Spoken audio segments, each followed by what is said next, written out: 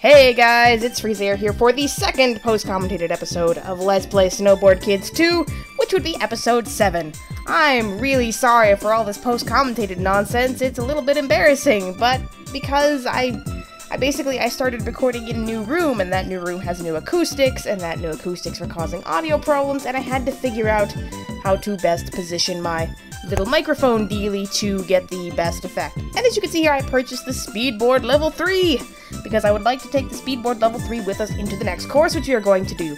I go to paint it, of course, as I typically do, in rainbows.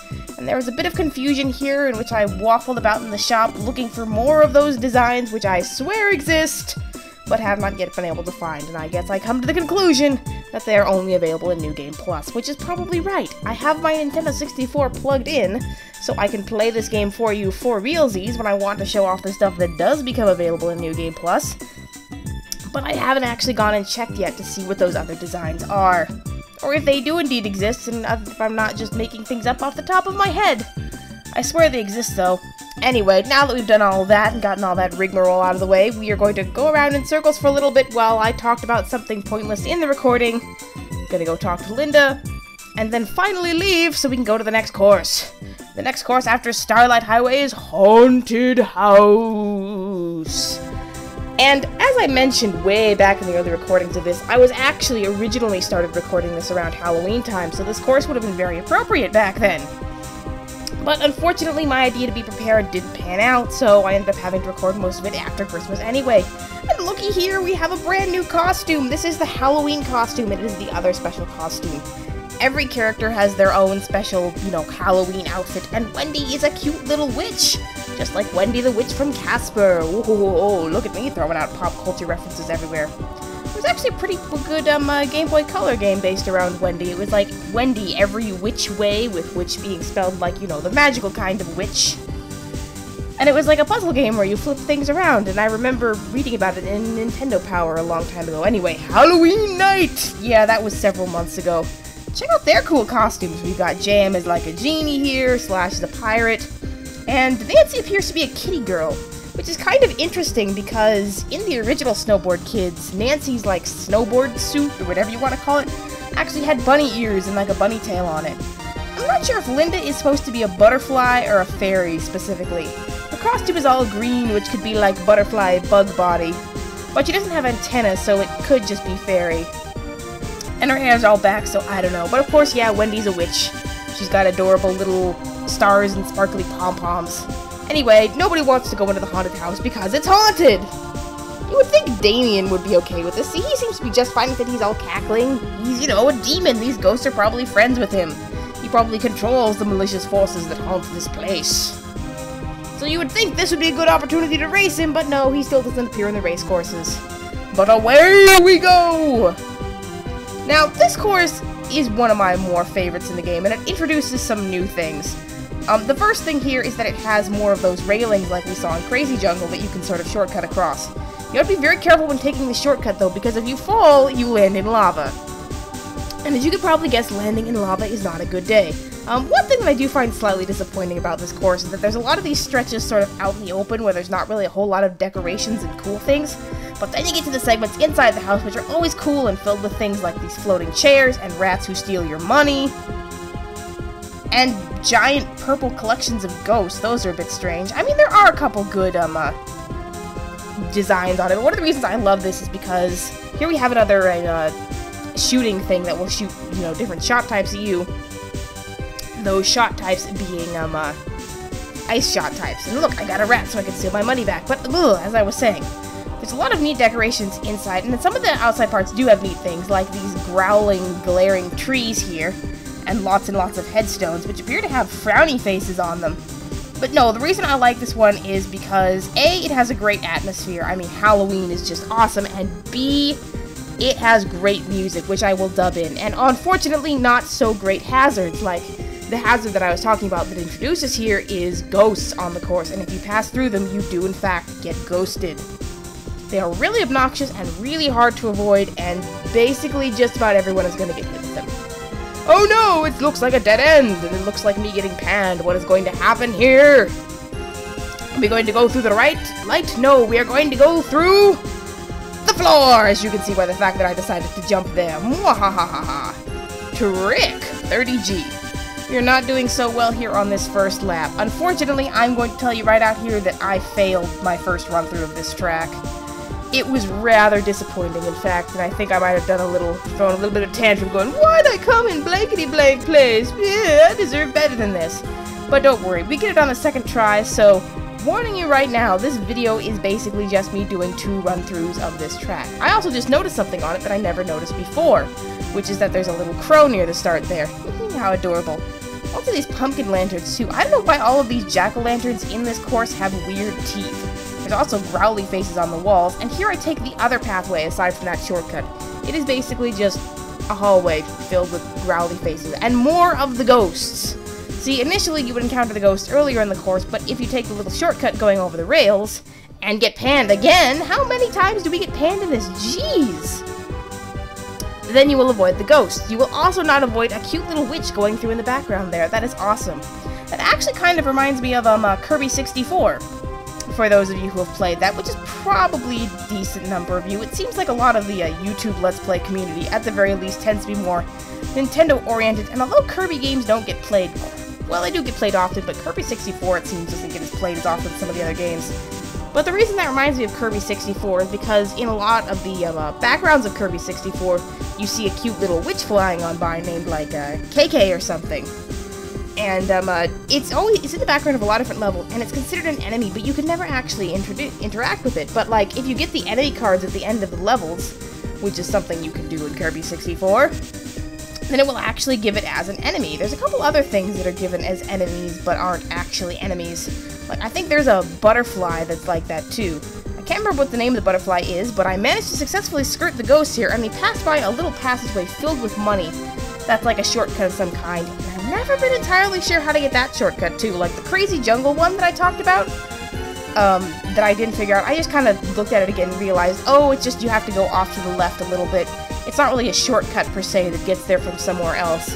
It's just like a little alternate pathway you can take that goes up over the hill, but that way I'm really not sure about.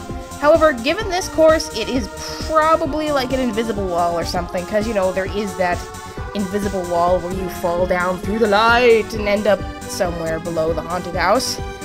Whoa, there was some weird stuttering there. I don't remember that happening during the original gameplay, so that must have happened during the recording. And my nose feels like it sounds stuffed up. Does it sound stuffed up to you people? I am not sure. I think I might be getting a little bit sick. I'm not entirely sure. Like, yesterday my eye was just watering like crazy, and I fell into the lava, as you can see. Ouch. I was just watering like crazy, and I was originally going to do this pre-post commentating today so I could yesterday, so I could upload it yesterday as well. But unfortunately, my eye was just watering, and it was difficult to focus, and it was really kind of weird. And I'm not sure if it was like allergies, or if it was one of those weird days where like you have something super stuck in your eye. I don't know. Jam got ahead of me, that's obnoxious. This speedboard is not doing me any favors, despite the fact that Wendy, of all people, really needs the speed. She is falling very behind here. Oh, I did rejoice about getting those parachutes, though. Parachutes are always fun. And I think, no, I didn't manage to tag Jam, even though I had a great opportunity there since he was encased in ice and completely immobile. I want to use a big fancy word there to prove that I have fancy words like sessile or something, but yeah. Then you'd probably be like, what? Why she use big talk words? No fun. Me go watch other person. And I don't mean to imply that all my watchers are Cro-Magnons, or if they are Cro-Magnons, that Cro-Magnons are bad, or that they're stupid. I don't know. I don't know. Got pole position there, or stick it along the inside curb, or whatever it is. Looks like there's another little pathway that can be taken there as well. Yet more confusion in the terms of course pathways. I'm sure I knew all of these at one point during my childhood, I just don't remember. I do get pans, which I think allows me to sneak ahead a little bit, but most everyone else has already crossed the finish line. And by most everyone else, I mean Nancy and Tom Tom! I love those purple ghosts there. They look kind of like a weird Pokemon. Like sort of what would happen if like Haunter combined with like Doduo or something, or Dodrio. One of those 3 set Pokemon. I try to buy the next trick port here, but I got obsessed with the way that Mr. Dog says, you don't have enough money there. But unfortunately, since this is post-commentary and I lost the audio for this one too, I'm gonna have to dub in, audio, and you won't be able to hear the way he says, "You don't have enough money." So I'll attempt to imitate it and sound kind of Scottish in the process. "You don't have enough money." Whenever we're skipping this cutscene, we're getting straight to the race. Another thing here that reminds me of another great Nintendo 64 game is the moon texture here, which there's kind of weird stripes on it, which are probably just some sort of texture artifact, I don't know. Point is, it also kind of reminds me of Yoshi's Story, and like the levels that were set at nighttime, which usually had the moon, and the moon always looked like it was made out of like wood or paper, usually wood. A lot of the nighttime levels had kind of a wood toy atmosphere to them.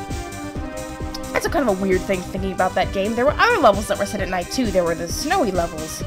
But the snowy levels were made out of like a different material, because like some of the other nighttime levels were tower levels, which were made out of like wooden toys and blocks and things. But the snowy levels were made out of clay, and they still had the moon in them, but the moon appeared to be made out of clay in those worlds. So was in like Yoshi's Story, the curse is that the world's supposed to have been turned into a pop-up book, but is it like relative? Is like the way the world looks dependent on where in it you are? I mean, does it affect the sky too because of your like perceptions or something? Did Bowser Jr. really just put some sort of hallucinogenic spell on the entire horde of Yoshi's Island so that they see things as messed up without actually changing the island at all? Is that what the real curse was? Is that why in the opening sequence for Yoshi's Story all the Yoshi's eyes go weird? Did he just assault them with fuzzies? Who knows? Wow, that was a weird tangent. I don't know, but there's not a whole lot to say here other than the fact that I hit 2 ghosts and was not particularly happy about it. Or particularly clever about my ghost avoiding there. I like the fact that there's that little room filled with lava there. I don't think it's possible to fall into that lava. I think it's too well walled off, and I think even if you try to like jump over it with a trick or something, you just hit an invisible wall, but it sure looks cool. To be fair, I haven't tried to go out of bounds that religiously in many of these courses. Also, getting a pan right near the lift area is so awesome! I love being a douchebag to people in the lift area, because it's such an easy way to get ahead. And I dodged a bullet there. Or rather, a snowman shot. It's weird, like, looking at these recordings frame by frame is the first time I'm looking at some of these graphics so, like, closely. Also, weird shuddering there, don't know what that's about, but, like, I'm taking a look at, like, what the snowman shots look like for the first time. And they actually resemble, like, tiny bouncing snowman heads. And the weird thing is, even though the snowman shot, as shown, I also dodged a parachute shot there. Really awesome for me. Didn't get to reflect it, though. Anyway, what was I saying? Oh, yes. Even though the snowman shot just in the item window, the little red one just shows, like, a happy, smiling snowman face, the snowman shot, when you shoot it and when it's bouncing around, actually has a little carrot nose. You can see the witch here again, by the way. She appears to be wearing some sort of red witch outfit. Maybe like red witches are the bad witches and blue witches like Wendy are the good witches, I don't know. Oh no, you don't, Tom Tom, you will not get ahead of us! Shoot at him! Try to get him while he's going through the Hall of Floating Furniture! Something a bit weird about that Hall of Floating Furniture. You'll hopefully see it on the last lap when we go through, but if you look closely, there are a ton of tables, but only one chair. And I have to wonder what sort of interior decorating situation led to that. I mean, first we have to wonder, was this house decorated by people when they were alive, or was it just decorated by the ghosts? Like, did the ghosts just find a dilapidated manor somewhere out in the boonies and decide that they would, you know, take up residence in it, or were these ghosts legitimately, like, the family that died or something? I mean, I wouldn't be surprised if they died. There's lava all over this place. That's got to be some sort of, like, living hazard. But, more importantly, they've only got one chair. Was, like, there only one person who ever liked to sit down? Did they just all like going around with reflected shots and then getting hit by ice shots? I mean, was there like one person who had like a knee condition or something, so they had to sit down, but everyone else liked to stand? And why all the tables? Did they have like lots of parties, but were they like dancing parties where everyone stood up all the time? Was there like the lone chair for like the lone wallflower who was always confused? Also, someone put a rock in a very inopportune place there. Not necessarily inopportune for everyone else, but inopportune for the person who placed it there, because it's not a very good way to smack jam with an ice shot and get ahead of him. Not a very good way to trick people. Oh man, I was just on fire in the lifts this game. Woo! Still not sure why that's so jittery in the recording. Must be something having to do with the fact that I don't have very good recording software. See, there's that little crow again, and there appears to be like a windmill or weather vane or something on top of the haunted house near the entrance. One of the nice things about doing this course a second time is that I could just go straight through the shortcut every time. Like, I always have trouble hitting the rails in Crazy Jungle for some reason. I think because you have to turn to hit them, but I never have problems with those. I mean, except for that one time I did, which I caught on recording and which you clearly saw. But I mean, for the most part, Crazy Jungle, not such a big deal. Not Crazy Jungle, Haunted House. Not sure why. One other thing that's another detail about this house that I forgot to mention is that there's always these portraits along the walls. And one of them is kind of green and looks sort of like a Frankenstein's monster cider thing. But one of them actually looks a lot like the Bezos from Super Mario 2, I think it was? Or was it Super Mario World? I don't know. I'm not actually that, I always have difficulty with some of like the Mario 2D platformers because when I was a kid, like my first home gaming console was the Nintendo 64, so I didn't get exposed to a lot of those, like, classic 2D games in my childhood.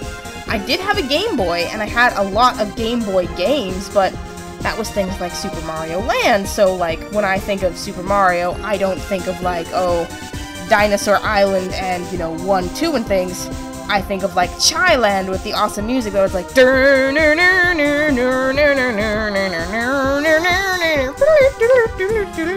or like Super Mario Land 2, 6 golden coins with Wario, and that crazy tree level, which is always the level I think of when I think of that game. Anyway, as you can see here, we pretty handily beat our rivals, and I had snowman shots here. I could have done my favorite little explode out of the snowman, but I didn't. Instead, I won! Yay! I came in first. First is not worse, and now I can definitely buy the last trick board. And be tricky. Now let's see what happens. Do we escape the haunted house? Of course we do. If we got stuck there, there wouldn't be much of a game left. And check it out, Wendy's glasses eyes were all teeny tiny.